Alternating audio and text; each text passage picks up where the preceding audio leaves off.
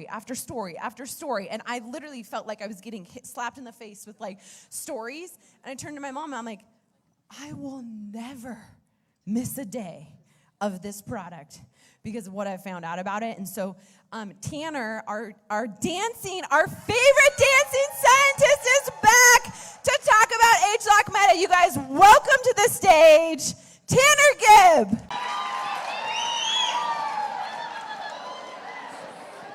Woo! You know, I was thinking, how do I top Paul Cox, you know? He can't dance, so, woo! He's probably a better scientist than all of us, but I got the moves, so gotta show off. Yes. Woo! Okay. Well, I really don't know how I'm gonna top Paul, though. I mean, he's dropping all this crazy stuff, you know, about babies and rainforests and saving the world. I just get to talk about science, but I will try to make it as exciting as possible for you today. Did she tell you what I'm talking about? Purple, you see it? Yep. So, I'm not going to mention any product, so I can dive a little bit deeper into the science and the studies behind it. So, really exciting stuff. Okay. You guys know this? Right? 90% agree that, look, our modern lifestyles are taking a toll on our bodies. Okay? 1 in 8 of us are metabolically healthy or metabolically fit.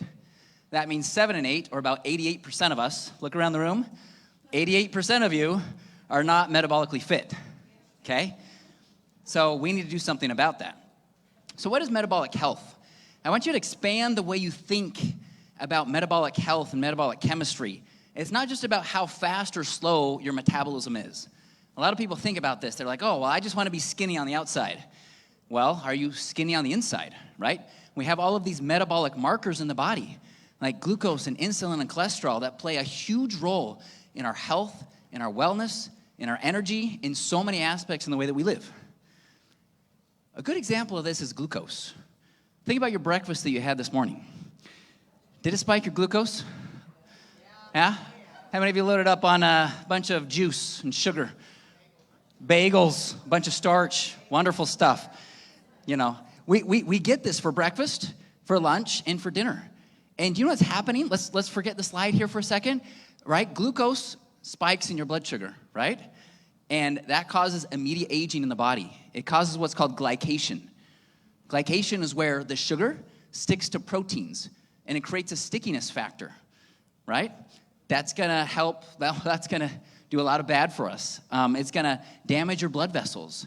And then what happens when we get the spike, it comes down, crashing down, right? And, you know, a few hours later, that's where you get the jitters, the fatigue, the change in appetite, the change in hunger. There's literally hormone hungers that increase after about 2 hours after a high blood sugar spike. And so if you eat a meal and 2 hours later, you're like, oh my goodness, I'm starving again, right? Your glucose is just out of whack, right? And it's doing a lot of damage in addition to these points right here, right? When we have that glucose, the insulin from the pancreas comes in and says, hey, we need to grab some of that glucose because it's toxic in the bloodstream in high amounts, and let's store it in some of our cells in the future. Well, too much of that response is going to actually lead to fat storage in the body. I mean, who wants a whole bunch of fat buildup inside of the body, right? Said nobody ever. So this, boo, I like it. So in any case, we need to take care of these metabolic markers in our body. They play huge roles. Here's the problem, our modern lifestyle, right? Our diet, our lifestyle, our stress. Just think about our stress. I mean, nobody here ever has any amount of stress in their life, right? So because of that, we never have to worry about these things. But the bottom line is that when you're stressed, your body makes a hormone called cortisol, and cortisol is a fight or flight response. So if there was an earthquake in the building, stress goes up and we're all like, oh, we all kind of panic and let's save ourselves, right? That's that immediate response. And that's good in the short term. But in the long term, when we can't manage that stress, what happens is that this stress response is literally having a battle inside of our body with the glucose and the insulin, right? And when you're stressed out, what are we doing? Are we eating grilled chicken salads, or are we going for the good stuff, right? For the chocolate, for the sugar, for the processed foods, right? And so that's really this battle of fight or flight, trying to use energy immediately, and then insulin and glucose saying, hey, let's store it in the future. You can see why stress is leading to insulin not working very efficiently in the body and leading to other concerns. So here's the skinny slide, right? A lot of us skinny people were like, we're good, but we're not. The science doesn't back it up, right? Even for those that are like, that have a normal weight or even underweight, actually, show that they did not have optimal metabolic health. And that's looking at these factors over here. Blood sugar, triglycerides, HDL cholesterol, blood pressure, waist circumference, right? Well, what about age? Anyone here a millennial? I'm still a millennial. You know, Paul Cox was talking about the founding of the company in 1984. That's the year I was born. 94, Force for Good. I was a 10-year-old. That's when I started working for Nu Skin, obviously. Just kidding. But the bottom line is, you look at the age, right? You look at this. Even us young bucks, 20 to 39 of us, 20 to 39 age, 77% don't have optimal metabolic health. And you look at the trends in our diet, in our lifestyle, in our stress. I mean, average intake of fruits and vegetables is only 2 to 3 per day. And that's when you count fruit juice as a serving. In my opinion, it doesn't count. Because when you drink a lot of fruit juice, it's really just a lot of sugar with water that tastes pretty good, okay? In any case, we need a good solution. What about anthocyanins? Purple? You heard about eating the rainbow? M&Ms and Skittles don't count. We need it from fruits and vegetables and plants. And you know what? We've talked a lot about the yellows and the oranges and the reds in terms of carotenoids and measuring that with the scanner. In fact, really quick here, who has the highest scan score in the room? Anyone over 50,000? Over 60? 70? 80? No lying. 90? Top score right there. But do you know what? It's not a competition with the scanner. Because you know what? I could put 2 people on the stage. They could have the same diet, the same supplementation, and they could have different scores. Because we're very different in terms of our absorption, what we need. And so it's really a competition with yourself and what you do about it. But let's focus on these purples. Isn't purple like your favorite new color? We need a little bit more purple in our life. It's my favorite color. And the thing is, deep within these purple colors, these anthocyanins, they have unique compounds and unique properties to really help heal the gut. It's a dual effect, healing the gut and restoring metabolic health in the body. So, are you getting a good amount from your diet? If you think you are, you're probably lying. Because when you look at the science, look at that. Australia, China, France, Spain, United States. What do you think that is? United States, about 10 milligrams a day? It's not consistent. And guess what? Even if you had your strawberries have different types of anthocyanins called pelargonidin. I'm sure everybody knew that. But what we learned from our science is that the actual subtype or the class of anthocyanins matters big time. And so you can't get it from some of the reds. You need some of these really dark, rich purples. These are some of the effects in different tissues in the body. And I'm going to go through this rapid fire speed. Fat tissue, right? Who wants to have increased fatty acid oxidation? That's code for fat burn. Just from anthocyanins. What about in the muscle? Who wants increased glucose uptake? Probably like, Tanner, I don't know what that means. Well, what happens when you get a bunch of sugar in your blood? Where do you want it to go? Do you want it to stay high in the bloodstream? Or do you want it to go into the muscle? Because your muscle, it's a very active tissue, right? In fact, you want to know a secret? After a high starch, high sugar meal, work out a little bit. Or even just walk a little bit. Even just 15 to 20 minutes of exercise, it activates your muscle.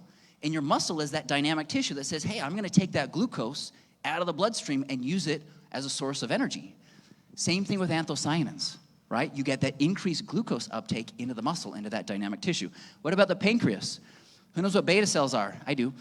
These are cells inside of your pancreas that make insulin, okay? So from this tissue, we get insulin. That's going to be the answer to that high glucose curve that we have in the body. Well, the function of those cells improves. It's more efficient. It's more effective in doing its job for metabolic health. And then the liver. Who wants a whole bunch of fat inside of their liver? I don't. I certainly don't. That's not going to be a good thing, right? It's associated with overeating, with overconsumption, with stress, with modern lifestyles, with alcohol. There's many things that can contribute to that. And that's actually what we call visceral fat, right? We have fat on the outside, but we also have fat that can build up on the inside of tissues like the liver. And what do anthocyanins do? They decrease that buildup, even from our normal modern lifestyles. This is putting it all together here. I already mentioned a few of these biomarkers. I want everyone here to learn and study and memorize all of these biomarkers and metabolic pathways. It's super critical to your success. No, it's not. I don't want you to be a scientist to be successful. Leave that to Tanner and Joe Chang and Mark Bartlett and Helen Nags and all of us on the science team that are working every single day on what we have here, and a little secret on what we have in the future. It's really incredible. I mean, this is incredible. And we're working on areas like personalized weight management solutions that are going to be incredible in the future. Just stay tuned. We're working on areas of brain health too, looking at things like focus and stress and memory. You guys are good. Okay, you guys get my jokes. Okay. We're working on all these areas because do you know what? The brain, there are literally changes in your brain 20 to 30 years before there are actually signs and symptoms of, cognitive decline and memory issues and things like that. And so taking care of our brains at a younger age is becoming more and more important, especially the longer that we're living nowadays. We're working on personalized nutrition. It's part of this Empower Me, right? Digital, connected. We're working on an app on the nutrition side. I mean, everyone says, hey, imagine having Joe Chang in your pocket. And I tell you, no. It's not just Joe Chang. It's Mark Bartlett. It's Tanner Gibb. It's Rebecca Major. It's Shelley Hester. It's Steve Wood. It's all of these scientists, all of this brain knowledge inside of your pocket. When you have all these questions of, hey, Tanner, I have X, Y, and Z. What do you recommend? And I'm like, well, X, Y, and Z. These are going to be best for you. You're going to have that inside of your pocket. So let's switch gears and go back. Oh, we're working on bioavailability, new technologies. Okay, we're working on so many new things in the future. Okay, but anthocyanins, let's go back to this, right? This is what anthocyanins do in the body, okay? They change all of these things. Well, what about a metabolically healthy choice? You can see at the bottom of the slide, what is that? Exercise. Exercise is good for your metabolic chemistry, right? Good for your glucose, your cholesterol, your insulin, all the above. If there was one thing to measure and compare against, it would be that. And look at how impressive anthocyanins are in terms of moving the needle in the same direction as exercise. Now, is the message, just take this and don't exercise? No, because there are additive benefits by combining the more of these healthy lifestyle choices like exercise with anthocyanins, okay? All right, so let's talk about some of the science really quick. We did a lot of testing to find the right types of anthocyanins. Like I mentioned before, you can have a bunch of strawberries or cherries or different things, but do they have the right subclasses of anthocyanins? And this is what I'm getting into with some of the deep science. I mean, you can see over here, we have cyanidin and delphinidin in purple for a good reason. Well, you compare that to malvidin, peonidin, pituitidin, etc. Those other ones didn't have the same effect. And this is looking at the permeability of cells. Ooh, that's a tough term. Permeability is the leakiness of your cells. And when your cells are exposed to inflammation, they become leaky. And we don't want leaky intestinal cells, right? When you have leakiness, that's when you get toxins and allergens and other things that go inside of the body that we don't want. And so what we saw here is even with inflammation, cyanidin and delphinidin were the specific types, and this is unique science to us that nobody else in the world has, that we were the first to publish about this, showing that they had incredible benefits on the permeability of the cells and helping to restore these intestinal cells in the body. Okay, preclinical study. I'm going to run through this super quick. We see improvements in glucose. We see improvements in endotoxins. These are the toxins that come into the bloodstream. We see improvements in the ratio of the microbiome and changes in tight junctions. These are little proteins that actually hold these intestinal cells together. So it's all connected. We see benefits to our glucose, to our insulin response. What about in the liver? You can see compared to the control with the high fat, you see all those little white spots? What is that building up inside the liver? That's fat, right? What happens with a high fat, that same high fat modern lifestyle diet with anthocyanins? Look how it protects the liver. What about in humans in the body? We see a shift in the microbiome to have more of the healthy microbes in the body and a change in long-term blood sugar control. Benefits to our blood glucose. Well, what about the immediate benefits? People are like, well, I want to see something immediately. Well, there's immediate changes in the body. This is a double-blind randomized study where we gave people some really appetizing food. I mean, just imagine all that goodness in your body. It's about 1,000 calories in one single meal. So it's a high-fat, high-carb, high-sugar meal. And you can see changes to a lot of these different biomarkers. I mean, look at this. Changes in endotoxins immediately after one single meal. Changes in inflammation, changes in the glucose response, changes in triglycerides. So these are immediate metabolic benefits where people are like, hey, Tanner, so I only have to take it for one day? I'm like, no. But this is evidence that it starts to work from day one to help improve your body's metabolic response.